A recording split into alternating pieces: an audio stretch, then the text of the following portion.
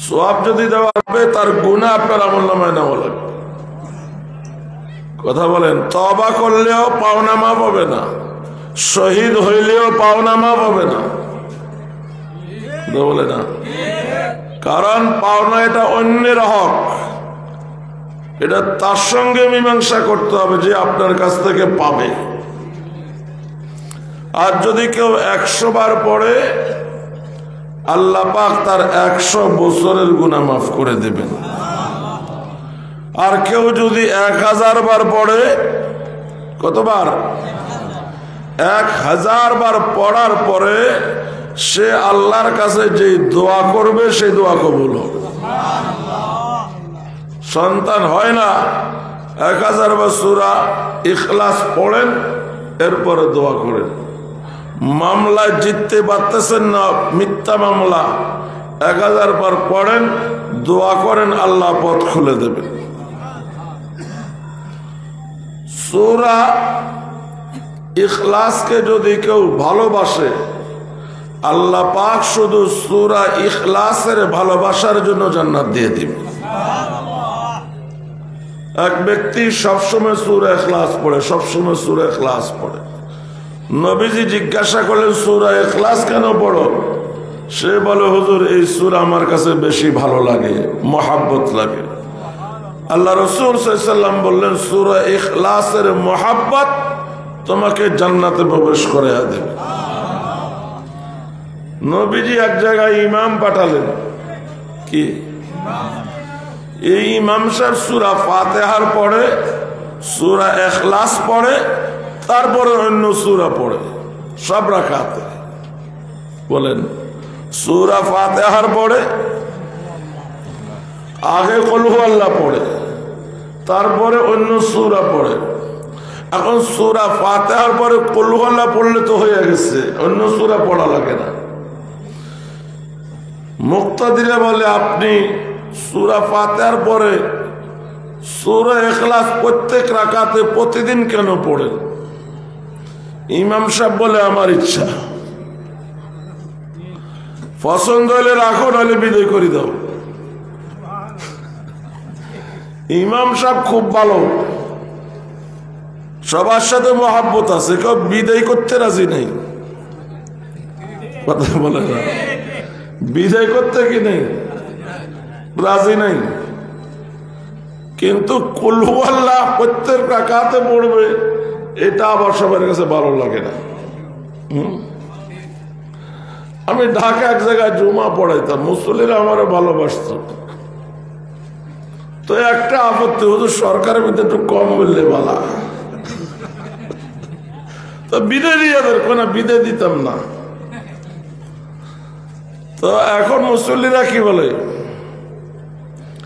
আপনি সূরা ইখলাস পড়িয়েন না, সূরা ফাতিহার পরে সূরা ইখলাস পড়লে অন্য সূরা পড়িয়েন না, কি আর অন্য সূরা পড়লে সূরা ইখলাস পড়িয়েন না। এমনি বলে, আমার ইচ্ছা, আমি বাবু পড়বো, ভালো লাগলে রাখো, নাহলে বিদায় দাও। ইমাম পাঠাইছে কি? আল্লাহ রাসূল সাল্লাল্লাহু আলাইহি ওয়াসাল্লাম। তো মুসল্লিরা সবাই মিলে বিচার নিয়ে গেছে নবীজির কাছে। হুজুর কি ইমাম দিলেন? প্রত্যেক রাকাতে সূরা ফাতিহার পরে সূরা ইখলাস পড়ে, পরে অন্য সূরা পড়ে। ওনাকে বলি, উনি মানে না, চাপ দিয়া বললে, তাহলে বিদায় করে দাও। তো নবীজি বললেন, তাহলে বিদায় করে দাও, অন্য ইমাম দেখো না। হুজুর বলে, বিদায় করতে চাই না, যেটা আমাদের চোখে লাগে এটা সংশোধন হইলেই হবে, বিদায় চাই না। নবীজি বললেন, আচ্ছা ইমাম সাহেবের ডাকো। ইমাম সাহেব সবাই সূরা ফাতিহার পরে যে কোনো একটা সূরা পড়ে রুকুতে যায়। আপনি সূরা ফাতিহার পরে সূরা ইখলাসও পড়েন, আবার আরেকটা সূরাও পড়েন। সূরা ইখলাসকে আপনি নিয়মিত করে নিলেন কেন? এই সাহাবী বলে, হুজুর সূরা ইখলাসের প্রতি আমার খুব বেশি মহব্বত, আমি সূরা ইখলাস ছাড়া নামাজ শেষ করতে মনে চায় না। নবীজি বললেন সূরা ইখলাসের মোহাব্বত তোমাকে জান্নাতে প্রবেশ করাবে। সূরা ইখলাস কোরআনের 3 ভাগের 1 ভাগ কেন? আল্লাহ পাক পুরা কোরআন শরীফের মধ্যে 3টা বিষয়কে পুরা জাতির সামনে পেশ করেছে। 1 নম্বর তাওহীদ, 2 নম্বর রিসালাত, 3 নম্বর আখিরাত। কথা বলেন। আল্লাহর তাওহীদের বিবরণ, আল্লাহর বড়াইয়ের বিবরণ, আল্লাহর ক্ষমতার বিবরণ। 2 নম্বর হলো আল্লাহ রাসূল সাল্লাল্লাহু আলাইহি সাল্লামের শানের বিবরণ, রাসূল কেমন। 3 নম্বর হলো তোমাদের এই দুনিয়া শেষ নয়, এই দুনিয়ার পরে আরেক দুনিয়া আছে, যার শুরু আছে শেষ নাই। শেষ আছে? তো সূরা ইখলাস, এই সূরার মধ্যে আল্লাহ পাক তার একত্ববাদের কথাটা চমৎকার ভাবে তুলে ধরেছেন। এই জন্য সূরা ইখলাস কোরআনের 3 ভাগের 1 ভাগ। কারণ পুরা কোরআনের তাওহীদ, রিসালাত, আখিরাত। সূরা ইখলাসে আছে তাওহীদ, তার মানে শরীয়তের 3 ভাগের 1 ভাগ আছে। অর্থাৎ সূরা ইখলাস ছোট্ট সূরা, কিন্তু তিলাওয়াত করলে 10 পারা কোরআন শরীফ তেলাওয়াতের সমান সওয়াব। কারণ কি মোবাইল টিপবো না সূরা ইখলাস পড়বো। হায় হায়, আগে মানুষকে খেয়েছে পত্রিকা, মসজিদ থেকে বাইরে মসজিদের দেয়ালে পত্রিকা, 12 পৃষ্ঠা পত্রিকা পড়তে পড়তে মানুষ ক্লান্ত হয়ে যেত, কোরআন শরীফ পড়ার আর এনার্জি থাকতো না। এখন ঘুমের থেকে জায়গা, আগে মোবাইল, রাতের মধ্যে কোথায় কি করছে। এই মোবাইলের কারণে খাস ও আম, খাস মানে উলামায়ে কেরামের জামাত, আম মানে আপনাদের জামাত, বহু মানুষ কোরআন তেলাওয়াত থেকে বঞ্চিত। আপনি মোবাইল দেখেন, কিন্তু একটা সময় বাইর করেন যে সময়টাতে তেলাওয়াত করবেন। আমি আগেও বলছি, আবারও বলছি, যে বাল্যকালে কোরআন শিখবে সে বেঈমান হবে না, আর যে প্রতিদিন কোরআন তেলাওয়াত করবে সে বেআমল হবে না। কোরআন প্রতিদিন তেলাওয়াত করলে ঈমানের নূর বাড়বে, ঈমানের মজা পাওয়া যাবে।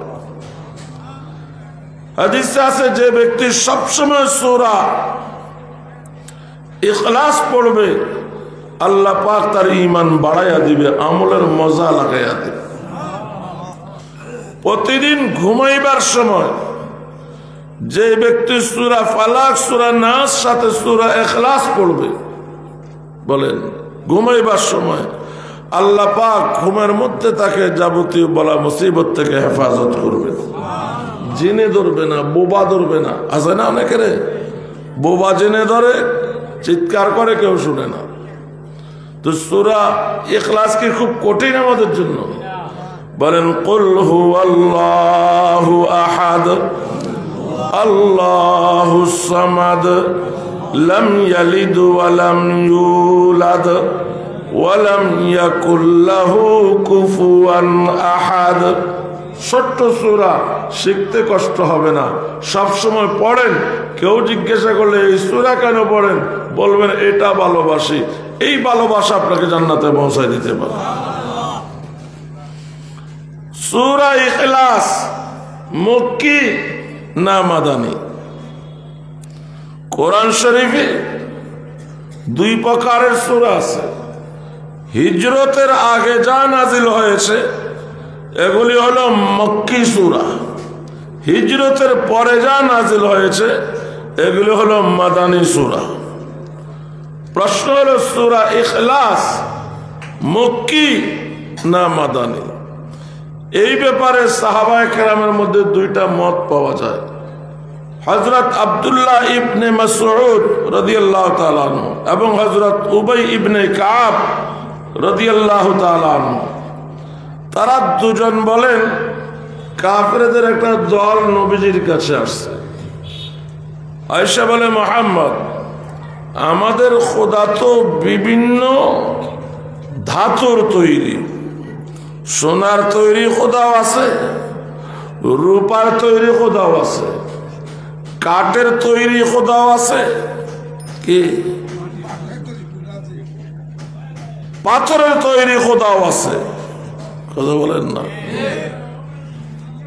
বিভিন্ন ধাতু দিয়া আমরা খোদা তৈরি করি এবং চেষ্টা করি সুন্দর করে তৈরি করার জন্য। তো তুমি তো আমাদের খোদা মানো না, অন্য খোদা মানো, তো বলো তোমার খোদা কিসের তৈরি?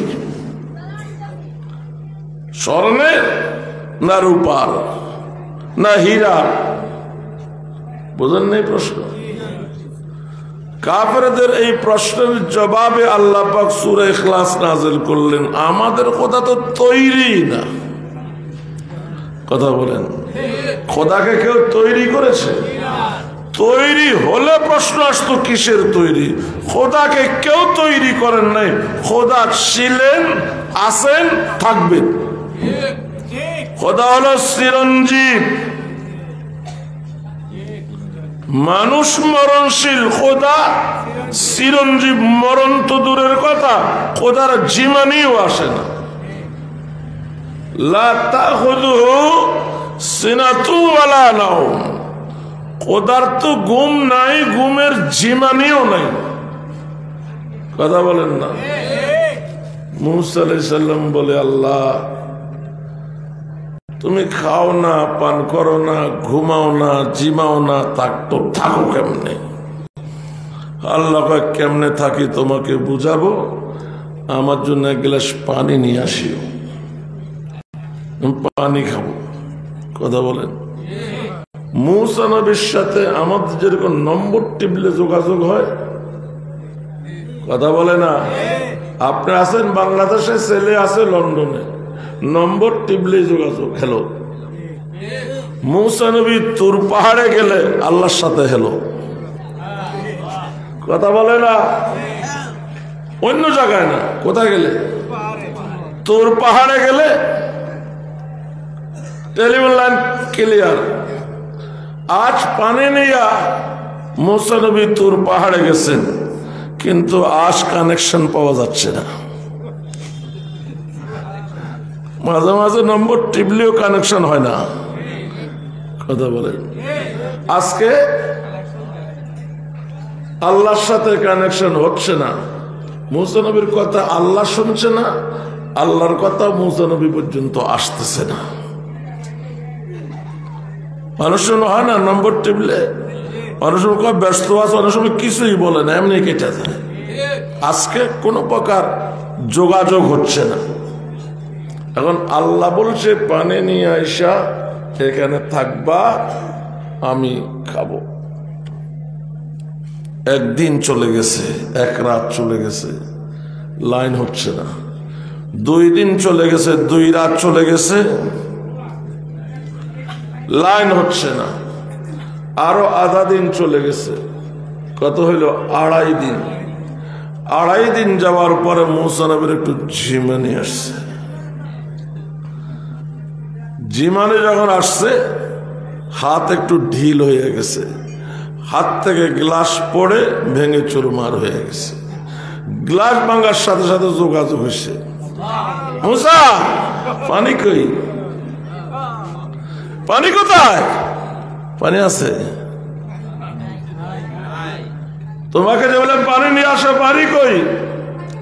আল্লাহর পয়গম্বর মুসা আলাইহিস সালাম বলে, আল্লাহ পানি নিয়ে 2 দিন দাঁড়ায় আসছিলাম, 3য় দিন আমি আর স্থির থাকতে পারলাম না, একটু ঝিমান হয়ে আসছে, পানি তো পড়ে গেছে, গ্লাস ভেঙে গেছে। আল্লাহ পাক বলেন, আমার পয়গম্বর মুসা, তোমার মতো যদি আমি এরকম ঝিমাই, সারা দুনিয়া এভাবে ভেঙে চুরমার হয়ে যাবে।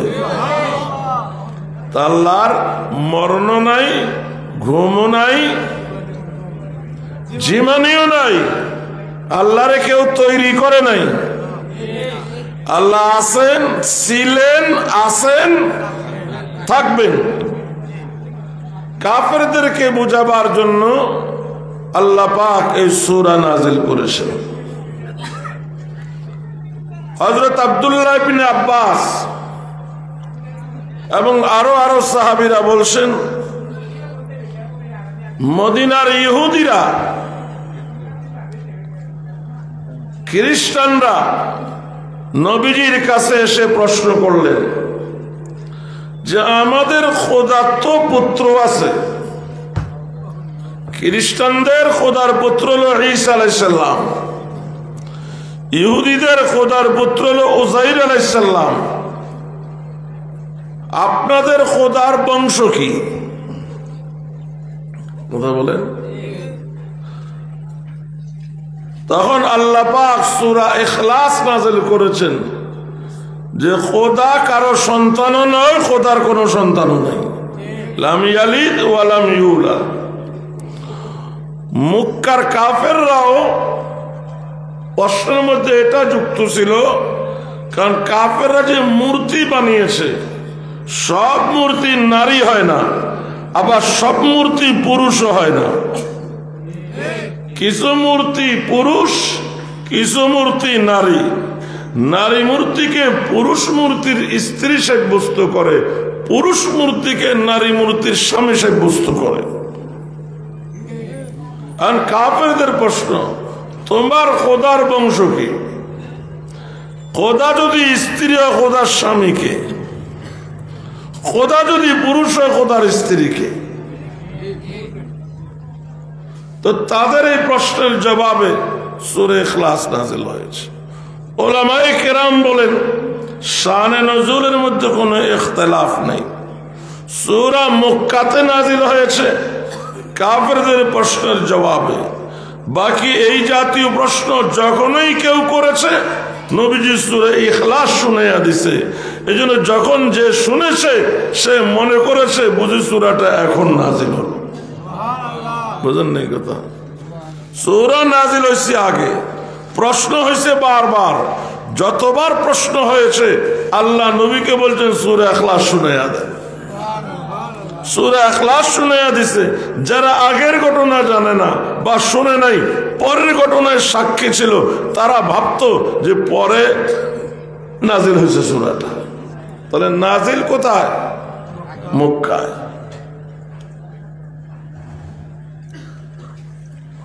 কুল হুয়াল্লাহু আহাদ, বলুন আল্লাহ এক অদ্বিতীয়, আল্লাহর কোন শরীক নাই। মক্কার কাফেরদের প্রশ্ন এই জায়গায়। আমাদের খোদা হলো 360 বছরে কয়দিন? 360 দিন। প্রতিদিন নতুন নতুন খোদার ইবাদত করি, এক এক সমস্যার জন্য এক এক খোদার ইবাদত করি।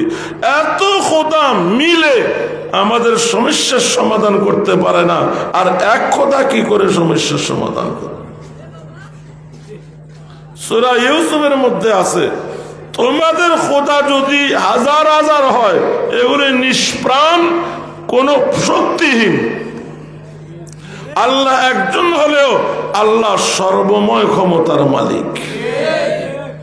তোমাদের খোদা তো এতটাই দুর্বল, খোদার গায়ে মশা মাছি বসলে তাড়াইতেও পারে না।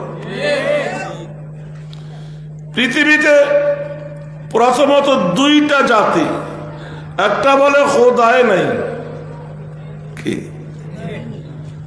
দেয়ার ইজ নো গড, কোন স্রষ্টা নাই। আরেক জাতি বলে না স্রষ্টা আছে। তো যারা বলে স্রষ্টা নাই এদেরকে আরবিতে বলে দাহরিয়া, বাংলাতে বলে নাস্তিক, ইংরেজিতে বলে কমিউনিস্ট। বলেন এরা কি বলে? খোদা নাই। আর যারা বলে খোদা আছে, স্রষ্টা আছে, এদেরকে বলে আস্তিক। কি বলে? আস্তিক, মানে খোদা আছে বলে।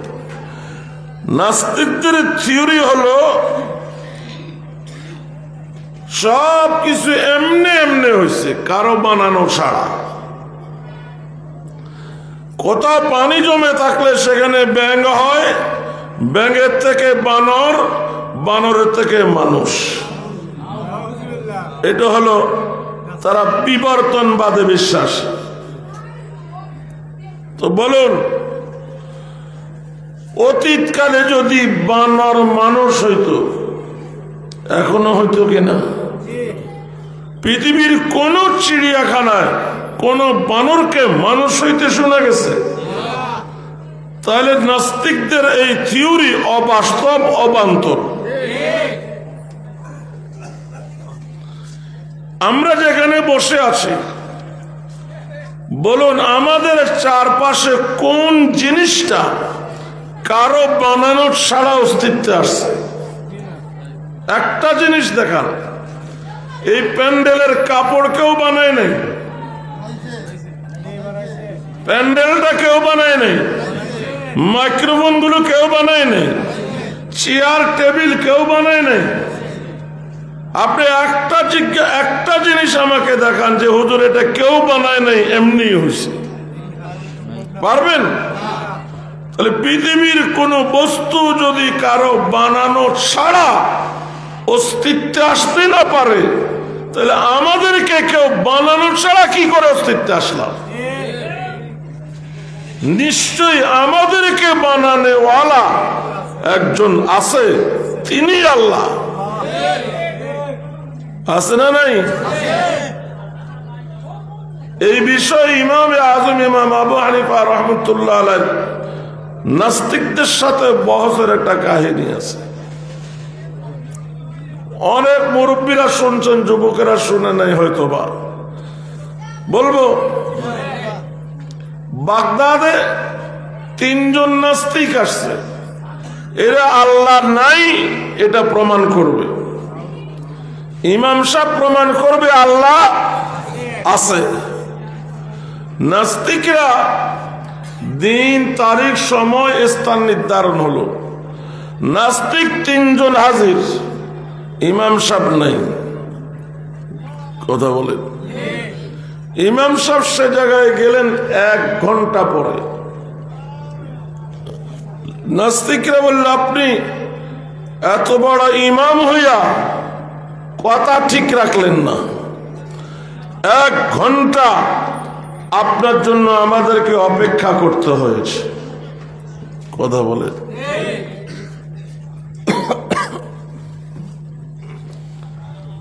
ইমাম সাহেব বললেন, ভাই অভিযোগ আমাকে পরে করবেন, আমাকে অভিযুক্ত পরে করবেন, আগে 1 ঘন্টা বিলম্ব হওয়ার কারণটা শুনেন।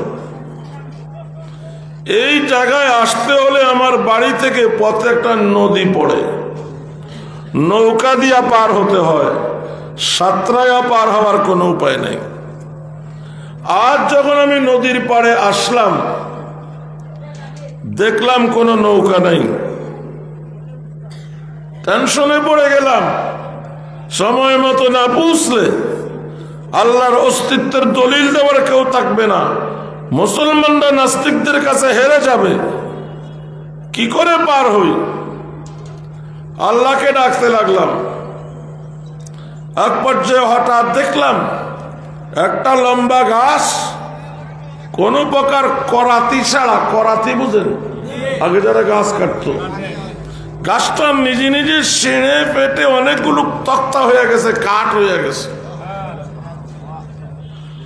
এরপরে দেখলাম কোন প্রকার মিস্ত্রি ছাড়া তক্তা একটা আরেকটার সাথে লেগে পূর্ণাঙ্গ একটা নৌকা হয়ে গেছে, কোন রকম মিস্ত্রি নেই।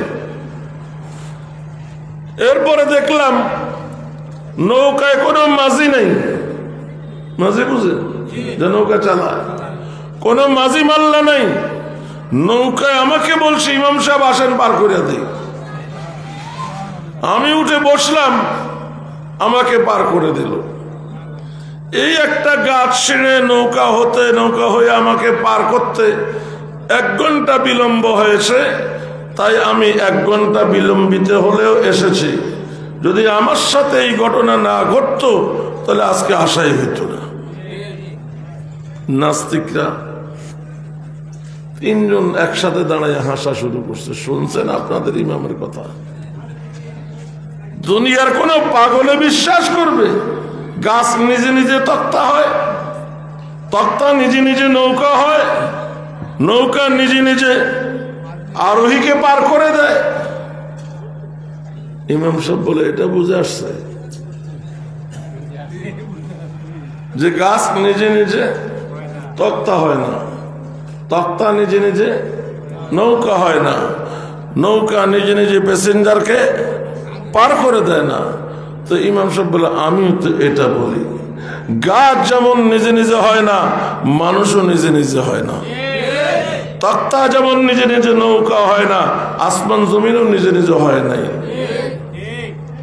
নৌকা যেমন মাঝিমাল্লা ছেড়ে একজন প্যাসেঞ্জারকে পার করে দেয় না, বৃক্ষ তরুলতা সাগর নদী পাহাড় এগুলো নিজে নিজে হয় নাই, একজন নির্মাতা আছে, তিনি আল্লাহ। ফাবহিতাল্লাযী কাফার। নাস্তিকরা আর কোনো উত্তর দিতে পারল না। কথা বলেন।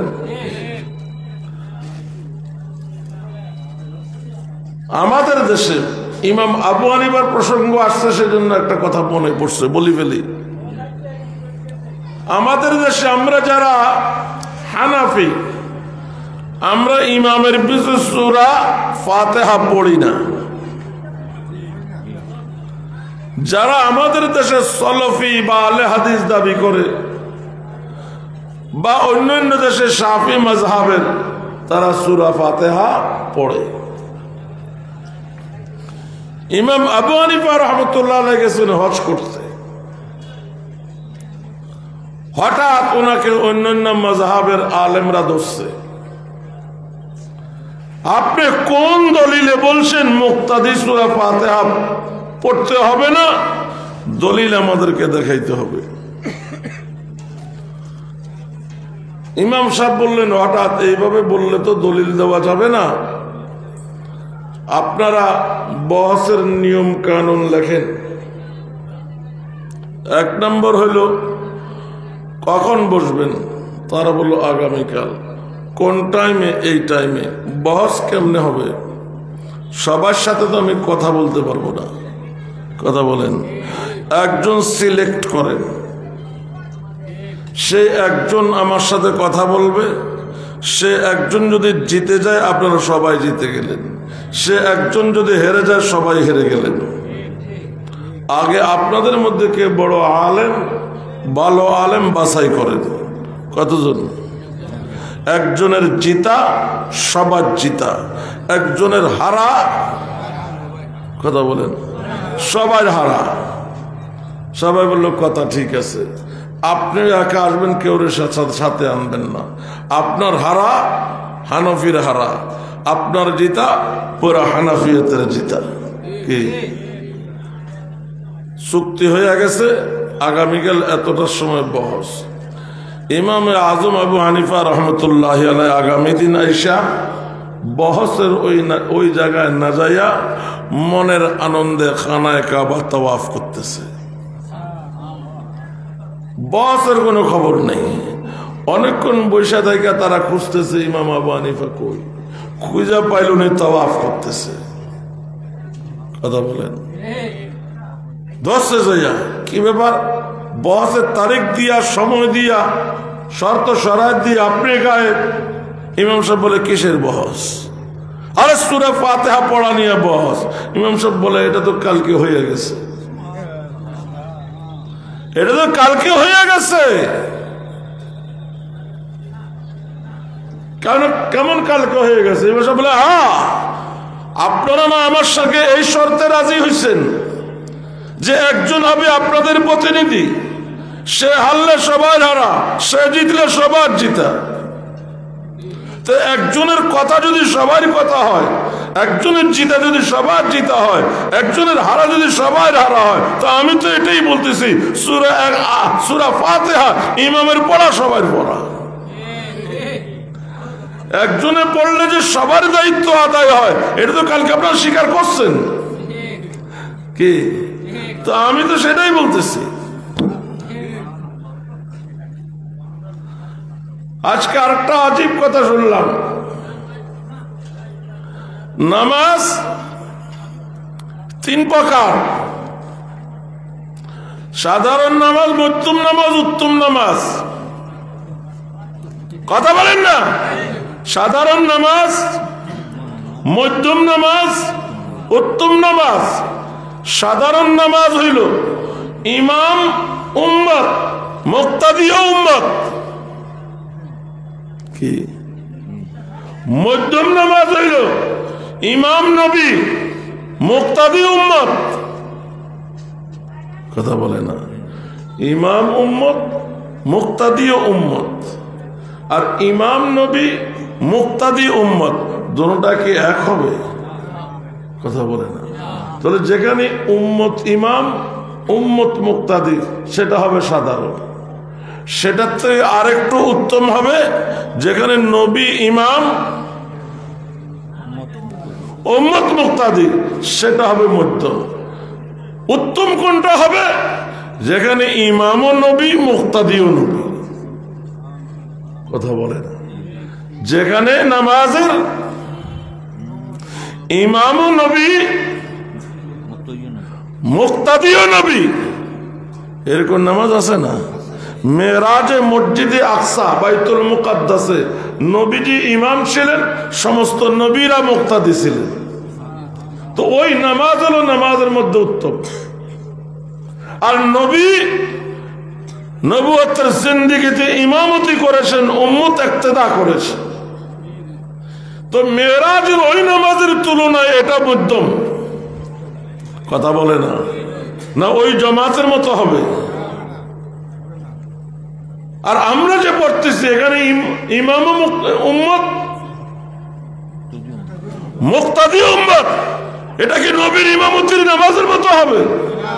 তাহলে আমাদের এটা সাধারণ। নবী ইমাম, মুক্তাদি উম্মত, এটা মধ্যম। নবী ইমাম, মুক্তাদি ও ইমাম, এটা উত্তম। কোন সন্দেহ আছে? কোন সন্দেহ আছে? তো এবার আসে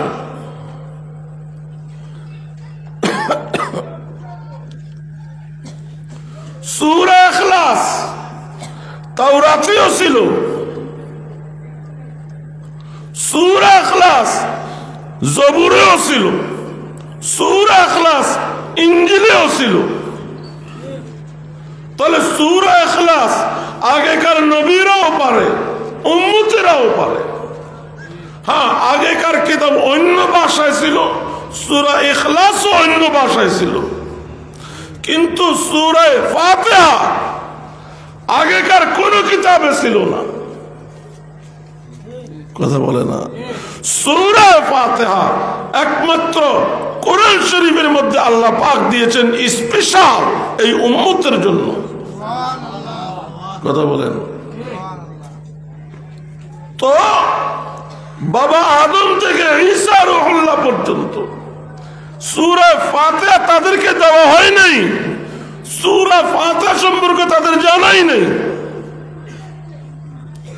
তো বিশ্ব নবী যখন মসজিদে আকসাতে ইমামতি করেছেন, ১৬ লক্ষ আম্বিয়ায়ে কেরাম যে মুক্তাদি হয়েছে, যেহেতু তাদেরকে সূরা ফাতিহা দেওয়া হয় নাই, তারা কেউ সূরা ফাতিহা পড়ে নাই। নবী পড়ছে, তারা শুনছে। কথা বলেন? নবী পড়ছে, তারা শুনছে।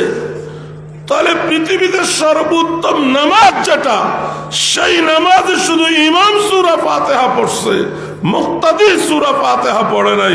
তাহলে আমরাও নামাজ পড়ার সময় উত্তম নামাজ পড়ি, ইমাম পড়ে, আমরা শুনি। এটা কথা আসছে, সেজন্য বলছি। তো ইমাম সাহেব বলেন, ইমামে আজম আবু হানিফা রাহমাতুল্লাহ আলাইহি, একজনের কথা যদি সবার কথা হয়, একজনের জিতা যদি সবার জিতা হয়, একজনের হারা যদি সবার হারা হয়, তাহলে একজন সূরা ফাতিহা তথা ইমাম সূরা ফাতিহা পড়লে মুক্তাদির পড়া হবে না কেন? সূরা ফাতিহা শেষ হইলে আমিন। আমিন মানে কি? ইমাম সাহেব সূরা ফাতিহা যা পড়ছে আমি এর সাথে একমত। তো আমিন দিয়ে তো আদায় হয়ে গেছে দায়িত্ব। সুবহানাল্লাহ। তো বলছিলাম, আল্লাহ একদল বলে নাই, তারা নাস্তিক। আল্লাহ যে নাই, কোন দলিল তাদের কাছে নাই। আল্লাহ যে আছে, আমরা দলিল দিতে পারি। কোন জিনিস পৃথিবীতে নির্মাতা ছাড়া আসে নাই, আমরাও এমনি আসি নাই, আমাদের একজন স্রষ্টা আছে। এখানে আমি একটা কথা বলে থাকি, যারা আল্লাহ আসে বলে আস্তিক তারাই কেবল মানুষ, কারণ তাদের মা বাবা আছে, বাবা আদম মা হাওয়া। আর যারা বলে দেয়ার ইজ নো গড, কোন স্রষ্টা নাই, তাহলে তাদের মা বাবাও নেই, তাদের পূর্বপুরুষ হলো বানর, তারা হলো বানরের সন্তান, বানর হলো পশু, তারাও পশু। এবার যারা আল্লাহ আছে বলে তাদের মধ্যে মতানৈক্য। মক্কার কাফেররা বলে 360, হিন্দুরা বলে 33 কোটি, ইহুদিরা বলে 2, খ্রিস্টানরা বলে 3। কথা বলেন। অগ্নি পূজারীরা বলে খোদা হইল আগুন, খোদা হইল আগুন। ইহুদিরা বলে খোদা কয়জন? 2 জন। তারা বলে আল্লাহ তো একজন আসে, আল্লাহর পুত্র উযাইর পয়গম্বর দ্বিতীয় আল্লাহ। উযাইর পয়গম্বর আল্লাহর পুত্র হলো কেমনে? হযরত উযাইর আলাইহিস সালাম তিনি মসজিদে আকসা বাইতুল মুকাদ্দাসের পাশ দিয়ে যাইতেছেন গাধায় সাওয়ার হয়ে, তার হাতে একটা বাটিতে খাবারও ছিল। বাইতুল মুকাদ্দাস এবং সেই এলাকা বখত নসর নামে এক জালিম বাদশাহ ধ্বংস করে দিয়েছে এলাকাকে এলাকা।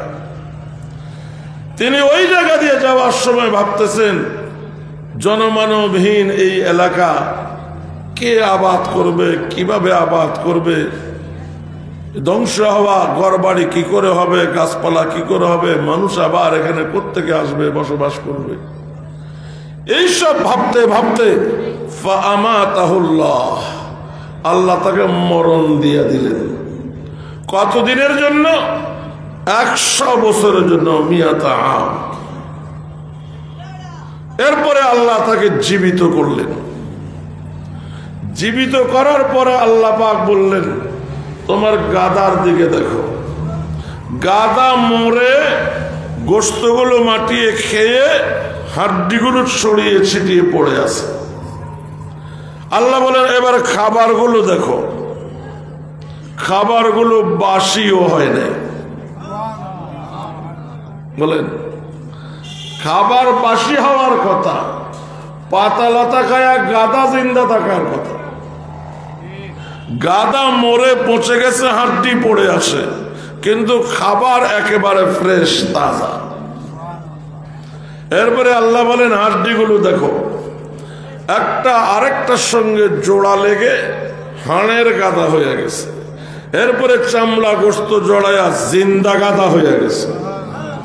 আল্লাহ বলেন আমার পয়গম্বর উযাইর তোমার চোখের সামনে এই গাদাকে আমি যেভাবে জীবিত করলাম এবং 100 বছর মরে থাকার পর তোমাকে যেভাবে আমি জীবিত করলাম, দুনিয়ার সকল মানুষ মরে যাওয়ার পর, মাটির সঙ্গে মিশে যাওয়ার পর এভাবেই আমি আবার জীবিত করব।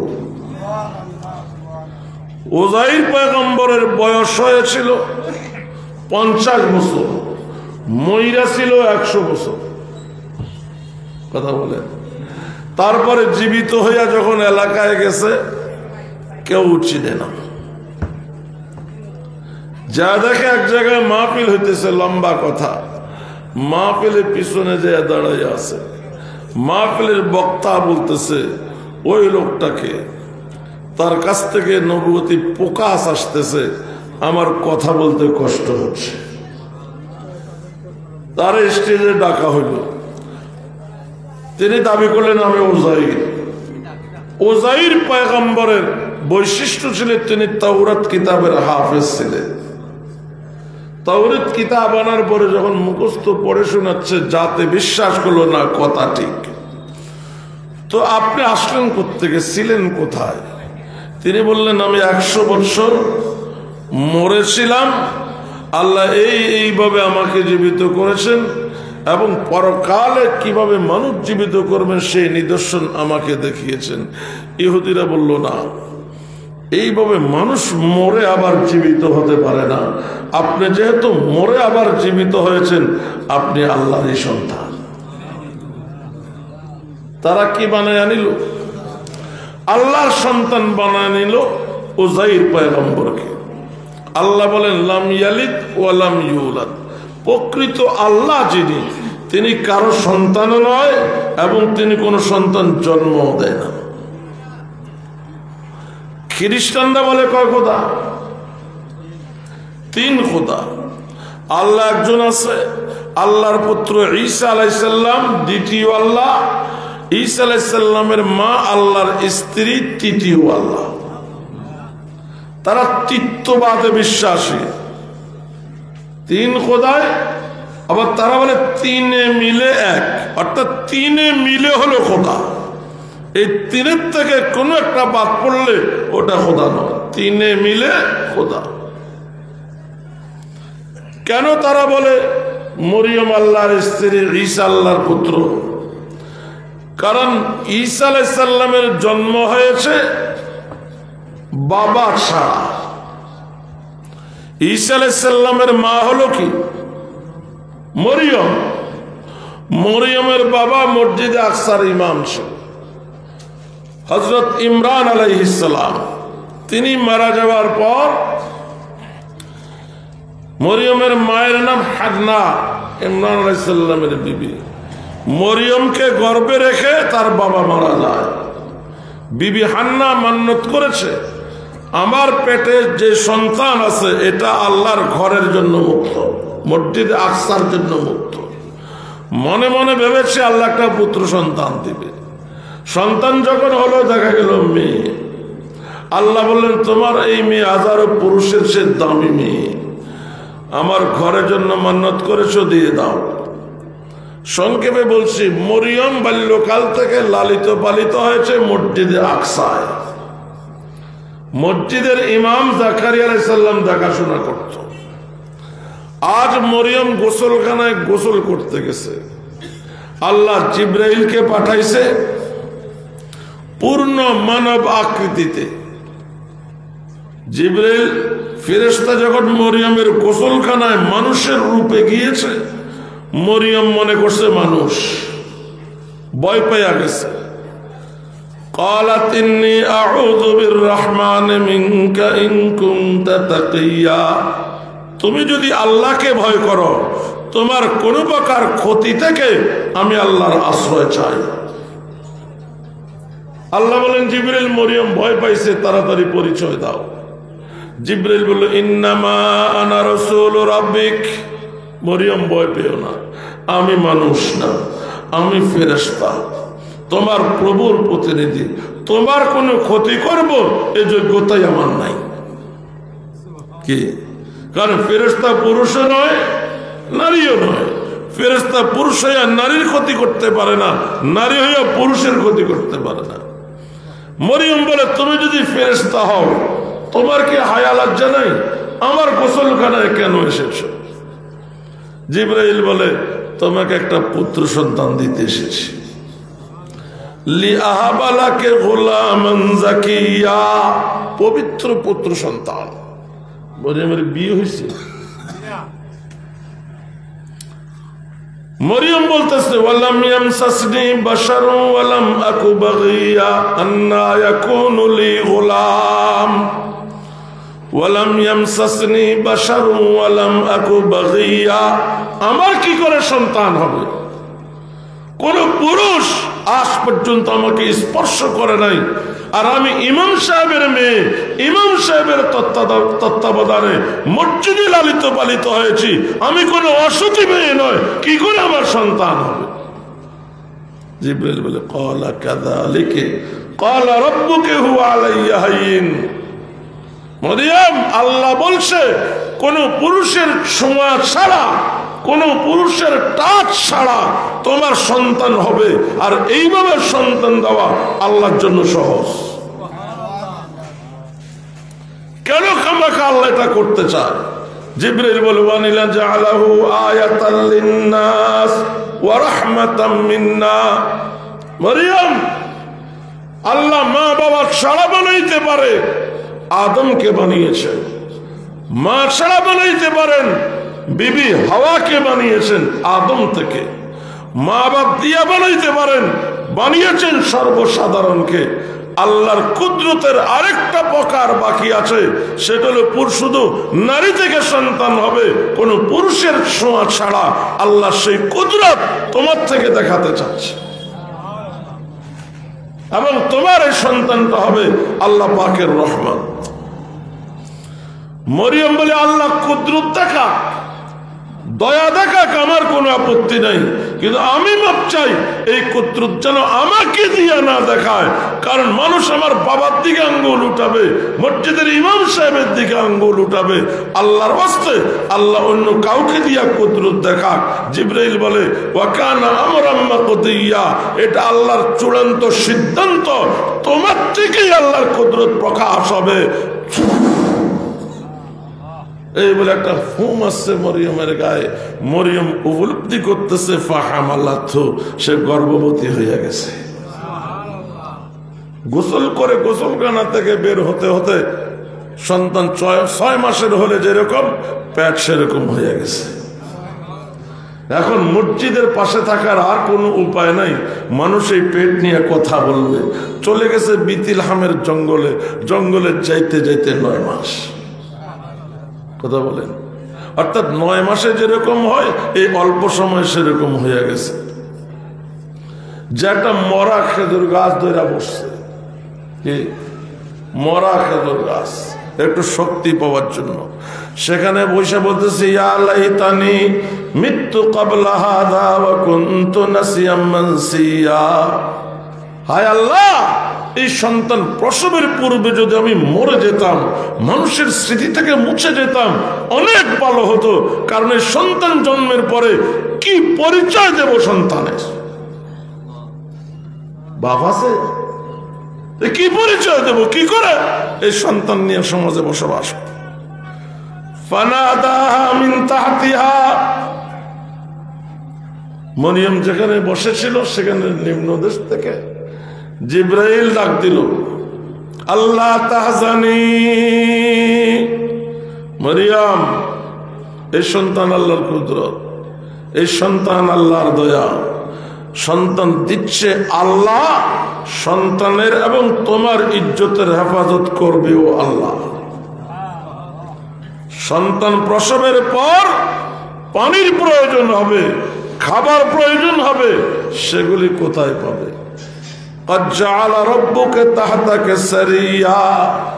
তোমার কদমের কাছে তাকায় দেখো, মিষ্টি পানির ঝর্ণা প্রবাহিত হয়েছে। শুধু পানি গাইলে হবে? যে মরা খেজুর গাছের তলে বসে আছো, খেজুরের ঝুলে পড়া ঢালগুলো ধরে নাড়া দাও। ওয়াহুজ্জি ইলাইকা বিজিযিন নাখলা তুসাকিত আলাইকি রুতাবান জানিয়া, পাকা পরিপক্ক খেজুর পড়বে। ফাকুলি ওয়াশরাবি, খেজুর খাও, পানি পান করো। সন্তান হয়ে গেছে। ওয়াকাররি আইনা, সন্তানের চেহারা দেখে দেখে মন জোড়াও, চোখ জোড়াও। মরিয়মের আবার মেজাজ ধরে গেছে। আয় আল্লাহ, দুনিয়ার যে কোনো মা তার সন্তানের চেহারা দেখলে কলিজা ঠান্ডা হয়ে যায়, হয়নি? কিতাবে তো লিখছে, মা যখন সন্তানের কান্নার আওয়াজ শুনে, 9 মাস 10 দিন গর্ভধারণের কষ্ট, প্রসবকালীন প্রসব বেদনার কষ্ট সেকেন্ডের মধ্যে ভুলে যায়। কিন্তু মরিয়ম বলতেছে আমার সন্তানটা তো এমন নয়। সন্তানের চেহারা দেখলেই কলিজায় আগুন জ্বলে ওঠে। এই মুহূর্তে যদি কেউ আইসা পড়ে আর বলে মরিয়ম এই বাচ্চা কার, কি জবাব? আল্লাহ বলে দেখো, মরিয়ম আবার রাগ হচ্ছে। মরিয়ম ফাইম্মা তারাইন্না মিনাল বাশারি আহাদা, যখন কোন মানুষকে দেখবা, ফাকুলি ইন্নী নাযারতু লিররহমানি সাওমা, বলবো আমি আল্লাহর জন্য রোজার মান্নত করেছি, আজ কারোর সঙ্গে কথা বলতে পারবো না। সেই যুগে কেউ রোজা রাখলে কথা বলাও নিষেধ। যাও সন্তান নিয়ে বাইতুল মুকাদ্দাসে চলে যাও। ফাআতাত বিহি কওমাহা তাহমিলুহু, সন্তান কোলে করে বাইতুল মুকাদ্দাসে আসছে, পিছে পিছে হাজার হাজার মানুষ। কি ব্যাপার, মরিয়মের কোলে সন্তান কোত্থেকে আসলো, কিভাবে আসলো? জিজ্ঞাসা করতেছে, ইয়া মরিয়ম লাকাদ জিইতা শাইয়ান ফারিয়া, ও মরিয়ম, সি সি সি, তুমি তো একটা জঘন্য কাজ করে বসেছো, বিয়ে হয় নাই, শাদী হয় নাই, কোলে সন্তান। ইয়া উখতা হারুন মা কানা আবুকি ইমরা সাউইন ওয়া মা কানাত উম্মুকি বাগিয়া। বংশ অনুক্রমে মুসা আলাইহিস সালামের ভাই হারুনের প্রতি লক্ষ্য করে বলা হচ্ছে, ও হারুনের বোন, তোমার বাবা বড় ভালো মানুষ ছিল, তোমার মা বড় সতীসাধী নারী ছিল, তুমি এই জঘন্য কোত্থেকে হয়েছ? ফাআশারাত ইলাইহি, মরিয়ম কোলের শিশুর দিকে ইশারা করছে। তাকে জিজ্ঞাসা করো সে কোত্থেকে এসেছে। আমি কোনো কথা বলতে পারবো না, আমি রোজাদার। ক্বালু কাইফা নুকাল্লিমু মান কানা ফিল মাহদি সাবিয়্যা, জনগণ বলল, ধোল্লার শিশুর সঙ্গে কি করে কথা বলবো? পাপ করেছো তুমি, জবাব দিবে সন্তান। তোমার পাপের জবাব তোমাকেই দিতে হবে, না হলে তোমাকে শাস্তি ভোগ করতে হবে। মরিয়মের কোলে ঈসা নবী দুধ পান করতেছিল, দুধ ছেড়ে দিয়ে জনগণের দিকে তাকাইলো, খবরদার আমার মা সম্পর্কে একটাও বাজে কথা বলবা না। আমি কে, আমার থেকে শোনো। ইন্নী আবদুল্লাহ আতানিয়াল কিতাবা ওয়া জাআলানি নাবিয়্যা ওয়া জাআলানি মুবারাকান আইনামা কুনতু ওয়া আওসানি বিস-সালাতি ওয়াজ-যাকাতি মা দুমতু হাইয়্যা ওয়া বাররাম বিওয়ালিদাতি ওয়া লাম ইয়াজআলনি জাব্বারান আসিয়্যা ওয়াস-সালামু আলাইয়া ইয়াওমা বুলিদতু ওয়া ইয়াওমা আমুতু ওয়া ইয়াওমা উবআসু হাইয়্যা যালিকা ঈসা ইবনু মারইয়াম কাওলাল হাক্কিল্লাযী ফীহি ইয়ামতারুন। ঈসা আলাইহিস সালাম নিজের পরিচয় দিলেন যে আমি আল্লাহর বান্দা, শুধু সাধারণ বান্দা নয়, আল্লাহর নবী, আল্লাহ কিতাব দিয়েছেন, আরো অনেক কথা বলেছেন। এখন কথা হলো, ঈসা আলাইহিস সালাম বাবার ছাড়া হওয়ার কারণে ইহুদিরা তিন ভাগ হয়ে গেছে। এক ভাগ বলে জারজ, আরেক ভাগ বলে আল্লাহর বেটা, আরেক ভাগ বলে না আল্লাহর কুদরতে সৃষ্টি। এই তিন দলেই ভ্রান্ত, এক দল হলো খাঁটি, যারা বলে আল্লাহর কুদরতে সৃষ্টি। আমাদের নবীকে নিয়েও আমাদের তিন দল। কেউ বলে নবী পাপী, কেউ বলে নবী খোদার থেকে কম নয়, আর কেউ বলে নবী খোদা নয়, খোদার পরে সর্বশ্রেষ্ঠ। এরাই হলো খাঁটি। তো ঈসাই খ্রিস্টানরা বলে তিন খোদা। মরিয়মের বাবা না থাকার কারণে মরিয়ম আল্লাহর স্ত্রী হিসাবে এক খোদা, ঈসা নবী আল্লাহর পুত্র হিসাবে দ্বিতীয় আরেক খোদা। আল্লাহ পাক বলেন, লাম ইয়ালিদ ওয়া লাম ইউলাদ ওয়া লাম ইয়াকুল লাহু কুফুয়ান আহাদ। আল্লাহ কাউকে জন্ম দেন নাই, কারো কাছ থেকে জন্ম নেনও নাই। ঈসা এবং উযাইর পয়গম্বর আল্লাহর পুত্র হওয়ার প্রশ্নই আসে না। ওয়া লাম ইয়াকুল লাহু কুফুয়ান আহাদ, এবং আল্লাহর সমকক্ষ কেউ নাই। কাফেররা বলছিল আল্লাহ কিসের তৈরি, সোনার না রূপার না চাঁদির না কিসের? তো আল্লাহ যদি সোনার তৈরি হয় তাহলে তাদের সোনার তৈরি মূর্তির মতো হলো। আল্লাহ যদি রূপার তৈরি হয় তাহলে তাদের তৈরি রূপার মূর্তির মতো হইল। আল্লাহ বলে ওয়ালাম ইয়াকুল লাহু কুফুয়ান আহাদ, আল্লাহ এরকম তৈরি নয়। আল্লাহ এমন এক সত্তা, লাইসা কামিসলিহি শাইউন, আল্লাহর মতো কোনো উদাহরণ পৃথিবী হতেই পারে না। আল্লাহ পাক কথাগুলো বুঝার তৌফিক দান করেন। 3 দিন মাহফিলের আজকে প্রথম দিন বেশি রাত হলে আপনাদের আগামী 2 দিন আসার আগ্রহ থাকবে না। আমাকেও আবার এখান থেকে জাউয়া যাইতে হবে, শতবার্ষিকী সম্মেলন।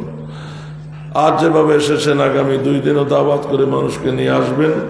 আরো বড় বড় উলামায়ে কেরাম আসবেন, বিশেষ করে শেষ দিন আল্লামা মুফতি শফিক কাসেমি বগুড়া, যিনি হাদিসের বড় ভান্ডার নিয়ে আসেন, হাদিস খুলে খুলে বয়ান করেন। আল্লাহ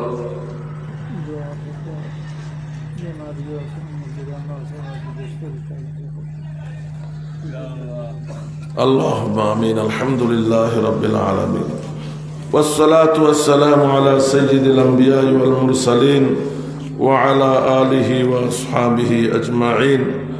ربنا ظلمنا أنفسنا وإن لم تغفر لنا وترحمنا لنكونن من الخاسرين. رب ارحمهما كما ربياني صغيرا رب ارحمهما كما ربياني صغيرا. আয় আল্লাহ তাআলা আমাদেরকে মাফ করে দাও, আমাদের মা বাবাকে মাফ করে দাও, সমস্ত উম্মতে মুসলিমা জিন্দা মুর্দা সবাইকে মাফ করে দাও, সকল মুর্দিগানের কবরগুলোকে জান্নাতের বাগান বানায়া দাও। আয় আল্লাহ আমরা যারা হাত তুললাম, আমাদের মধ্যে কার কি সমস্যা আছে তুমি ভালো করে জানো, আমাদের সকল সমস্যাগুলো সমাধান করে দাও, অন্তরে সকল নেক আশাগুলোকে পুরা করে দাও, যারা অভাব অনটনের সব অনটন দূর করে দাও, যারা ঋণগ্রস্ত আছে ঋণ পরিশোধের ব্যবস্থা করে দাও, যারা নিঃসন্তান আছে সুসন্তান দিয়া দাও, যাদের বিবাহের উপযুক্ত মেয়ে আছে ভবন আছে যৌতুকবিহীন বিবাহ শাদীর ব্যবস্থা করে দাও। আয় আল্লাহ তাআলা এই মাহফিল উপলক্ষে যারা দান করেছে দেশ থেকে বিদেশ থেকে, সকলের দান অনুদানকে কবুল মঞ্জুর করে নাও। দানকারীদের তৌফিককে লক্ষ কোটি গুণ বাড়ায়া দাও। দানকারীদের সকলের নাম, পরিবারস্থ সকলের নাম জান্নাতুল ফিরদাউসের তালিকাভুক্ত করে দাও। আয় আল্লাহ দেশ থেকে বিদেশ থেকে অনেকে দোয়া চেয়েছেন, যে যে নিয়ত আশা নিয়ে দোয়া কামনা করেছেন, আল্লাহ প্রত্যেকের দিলের নেক আশাগুলোকে পুরা করে দাও। বিশেষ করে যারা প্রবাসে আছে, প্রবাস জিন্দেগি মঙ্গলময় করে দাও, সকল প্রকার বিপদ আপদ বালা মুসিবত থেকে হেফাজত ফরমাও। আয় আল্লাহ তাআলা যাবতীয় দুর্ঘটনা থেকে হেফাজত ফরমাও, রুজি রোজগারের মধ্যে বরকত নসিব ফরমাও। আল্লাহ মাহফিলকে এলাকাবাসীর হেদায়েতের ওসিলা বানায়া দাও, সকল মুর্দিগানের জন্য নাজাতের ওসিলা বানায়া দাও। আগামী 2 দিনও মাহফিল হবে, দাওয়াতি মেহমানরা যেন যথাযথভাবে আসতে পারে এবং বয়ান করতে পারে সেই তৌফিক নসিব ফরমাও। আয় আল্লাহ প্রায় 3 যুগের কাছাকাছি মাহফিল, এই মাহফিলের সঙ্গে সম্পর্ক রেখে অনেকে কবরবাসী হয়ে গিয়েছেন, এই মাহফিল উসিলায় তাদের জন্য জান্নাতুল ফিরদাউসের ফয়সালা করে দাও। এবং যারা কষ্ট করে মাহফিলের আয়োজন করে যাচ্ছেন এখনো, তাদেরকে হায়াতে তজ্জিবায়ে তাফিলা দান করেন। আয় আল্লাহ তাদেরকে আজীবন এই মাহফিলকে ধরে রাখার তৌফিক নসিব ফরমান। বিশেষ করে 10 গড়ি হুজুর যার নেতৃত্বে, যার ছত্র ছায়ায় এই মাহফিল হয়ে আসছে, আল্লাহ হযরতের হায়াতের মধ্যে বরকত দান করেন, হযরতের নেক ছায়া আমাদের প্রতি দীর্ঘদিন কায়েম দায়েম করেন। আয় আল্লাহ আমরা অনেক মুরব্বী বুজুর্গদেরকে হারিয়ে ফেলেছি, তাদের দরজাতকে বুলন্দ করে দিন। যারা বেঁচে আছেন তাদেরকে হায়াতে তয়্যিবায়ে তাবিলা দান করেন, তাদের নেক ছায়া আমাদের প্রতি দীর্ঘদিন কায়েম দায়েম করেন। আয় আল্লাহ আমরা যারা হাত তুলেছি, কোন দিন কোন সময় কোন জায়গায় কিভাবে মারা যাব কেউই জানি না।